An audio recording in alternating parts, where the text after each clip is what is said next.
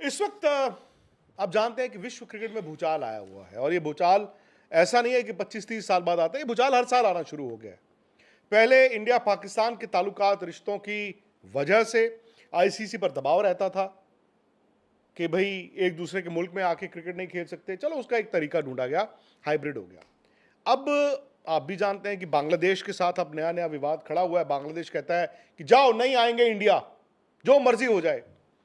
ICC कहता है कि भाई आपको आना पड़ेगा यार, ऐसा नहीं है, आप बताओ आपकी क्या कंसर्न्स हैं, सिक्योरिटी ये वो, हम ठीक कर देंगे। अब वहां पर उसके बाद उन्होंने दोबारा लिखा, अब उन्होंने कहा नेशनल डिग्निटी हो गई, नेशनल हमारी ह्यूमिलिएशन हो गई, वो सारी तमाम बातें। लेकिन आज एक और चीज हुई, और अनफिल्टर्ड में क्योंकि निखिल मेरे साथ है, निखिल भी बांग्लादेश गए हैं और निखिल वहां पर एशिया कप में भी थे।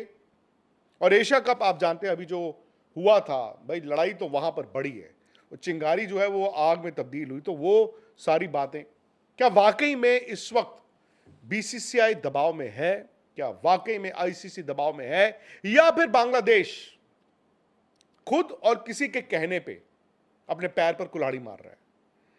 ऐसा तो नहीं कि बांग्लादेश क्रिकेट अपने लिए गड्ढा खोद रहा है। जो तमीम इकबाल, उनके सबसे सक्सेसफुल ओपनिंग बल्लेबाज, ने बोला है, तमीम इकबाल वो शख्स हैं जिन्होंने 2007 वर्ल्ड कप इंडिया को जब शिकस्त का सामना करना पड़ा था, तमीम ने आके बैटिंग की थी, मुझे याद है। और तमीम इकबाल की इज्जत बढ़ी है यार विश्व क्रिकेट में। उन्होंने आके बोला है कि देखो, मुस्तफिजुर के साथ जो इंडिया ने किया वो अच्छा नहीं था, लेकिन आप अगर सेंटिमेंट्स, इमोशनल सेंटिमेंट्स के बिना पर ही फैसले लेते रहेंगे तो अच्छा नहीं होगा। उन्होंने कहा कि आपको आने वाले 10 साल का सोचना चाहिए। आप इंडिया से या आईसीसी से अगर पंगा ले रहे हैं, ठंडे दिमाग से देखिए, सोचिए, क्योंकि ये ना हो कि आप अपनी क्रिकेट को खत्म कर लें। क्योंकि उन्होंने बोला कि हमारा पैसा कहां से आता है, तमीम इकबाल कह रहे हैं हमारा पैसा तो आईसीसी से आता है।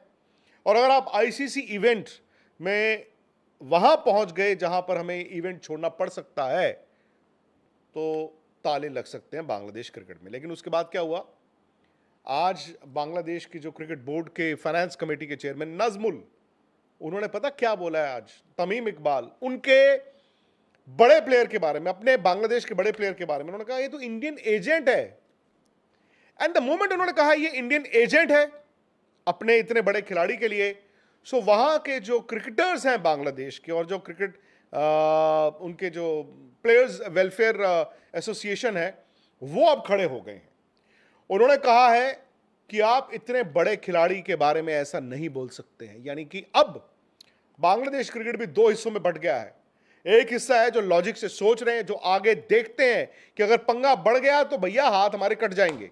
लेकिन एक वो है जो शायद इस वक्त इंडिया और बांग्लादेश के बीच जो पॉलिटिकल टेंशंस हैं, जहां पर हमारे हिंदू भाई बहनों को वहां पर कत्ल भी किया जा रहा है, वो उसको भुनाने की कोशिश कर रहे हैं। और कहीं ना कहीं इसमें पाकिस्तान भी आता है, क्योंकि आप जानते हैं कि पाकिस्तान गवर्नमेंट और बांग्लादेश गवर्नमेंट ने उनके बोर्ड पर भी दबाव बनाया है। निखिल मेरे साथ है। निखिल, आज अभी फैसला नहीं आया है, ऑब्वियसली अभी तक आईसीसी ने तो कहा है कि नहीं, आपको आना पड़ेगा। आप ये बताएं आपके कंसर्न्स क्या हैं, सिक्योरिटी ठीक होगी? फिर बांग्लादेश क्रिकेट बोर्ड को उनकी सरकार ने कहा नहीं, दोबारा एक चिट्ठी लिखो, उसमें यह भी लिखो कि नेशनल डिग्निटी पर सवाल है, सिक्योरिटी ही एक मसला नहीं है, नेशनल डिग्निटी है। आई कैन अंडरस्टैंड वो क्या करना चाहते हैं, बट जो उनके मिनिस्टर स्पोर्ट्स हैं, वो शुरू से एंटी इंडिया उनका वो देखा गया है। वो जानते हैं कि सब लोग ही हेट्स इंडिया। अब लोग कह रहे हैं कि यार, क्रिकेट के मैं वहाँ के लोग कह रहा हूँ बांग्लादेश में, वो कह रहे हैं कि ये ना क्रिकेट को सैक्रिफाइस करा के अपना इलेक्शन से पहले अपने ब्राउनी पॉइंट स्कोर करने की कोशिश कर रहे हैं। बट आज की जो डेवलपमेंट है, जो बांग्लादेश के क्रिकेटर्स ने कह दिया है कि ये गलत रास्ते पे चल रहे हो, आईसीसी से पंगा मत लो, आपको क्या लगता है अब क्या होगा? दो चीज़ें तो साफ हो गई हैं ये बयानों के बाद। एक तो ये कि भारत और बांग्लादेश में सबसे बड़ा फ़र्क ये है कि इंडिया की जो आवाज़ें आ रही हैं यूनाइटेड है। जो इंडिया में कहा जा रहा है, चाहे मीडिया कह रही है, सरकार कह रही है, बीसीसीआई कह रही है, जो भी एक स्टांस है वो वन स्टांस है। फॉर एग्जांपल जैसे मुस्तफिजुर नहीं आए और मुझे मतलब आप मेरी निजी राय पूछे तो मुझे लगता है कि कुछ हद तक ठीक भी है कि एक तरफ माइनॉरिटी पे अटैक्स हो रहे हैं, तो कैसे इंडियन प्रीमियर लीग में, इंटरनेशनल क्रिकेट की बात नहीं कर रहा, इंडियन प्रीमियर लीग में कैसे उस देश का खिलाड़ी यहाँ आके खेलेगा और कैसे एज फैंस हम तालियां बजाएंगे वो विकेट ले रहा है या वो तो अटपटा लगता। तो आई थिंक ये फैसला सही भी था कि इस सिनारियो में, इस सिचुएशन में आप एक बांग्लादेश के प्लेयर को तो यहाँ नहीं खिला सकते थे। आई थिंक वो चीज़ सही है। और अब आप इंडिया में जहाँ भी देखें ना, सबकी राय यही है, ठीक है। वो ही बस ज़्यादा से ज़्यादा क्रिटिसिज्म ये होगी कि शायद बीसीसीआई को बेहतर तरीके से करना चाहिए था, पहले बता देते आईपीएल फ्रेंचाइज, लेकिन आवाज़ें एक है। बांग्लादेश में आप देखो बड़े बड़े खिलाड़ी एक चीज़ कह रहे हैं, सरकार से जुड़े लोग एक चीज़ कह रहे हैं, तो वो डिवाइडेड हाउस है, पहली चीज़ ये।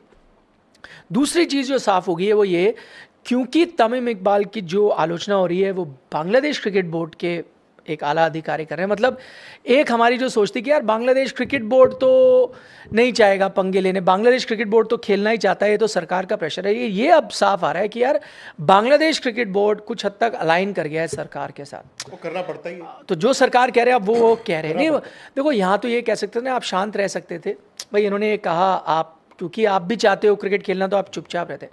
अब आप उनको इंडियन एजेंट कह रहे हो, तो शायद आप अपनी सरकार को दिखा रहे हो या वाकई आप पूरी तरह से सरकार के साथ खड़े हो। तो अब बांग्लादेश बोर्ड और सरकार एक साथ आ गए, जो कि अगर मैं क्रिकेटिंग पॉइंट ऑफ व्यू से देखूं तो शायद अच्छी बात नहीं है, क्योंकि मुझे ऐसा लग रहा है, आपने पूछा ना कहाँ जाएगी जी, मुझे ऐसा लग रहा है कि एक बड़ा क्लैश अब होने वाला है।